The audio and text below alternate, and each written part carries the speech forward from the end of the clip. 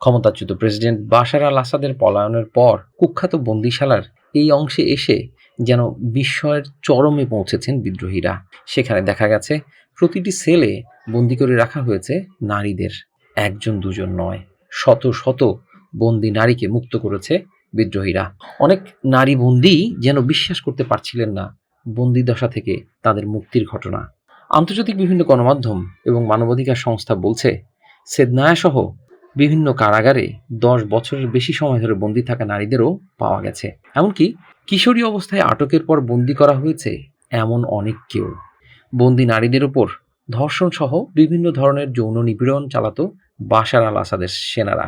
বিদ্রোহীরা এসব নারী বন্দীদের মুক্তি দেওয়ার সময় তাদের সাথে অনেক শিশুকেও দেখা যায়। পিতৃ পরিচয়হীন এসব শিশু জন্মের পর থেকেই মায়ের সাথে বন্দি জীবন পার করে আসছিল। কারাবন্দী এসব নারীদের ছিল না কোনো নাম, কয়েদি নাম্বার ধরেই ডাকা হতো তাদের। সিরিয়ার বিভিন্ন কারাগারে বন্দী থাকা 1,37,000-এরও বেশি মানুষ মুক্তি পেয়েছেন বলে আন্তর্জাতিক গণমাধ্যম সূত্রে জানা গেছে।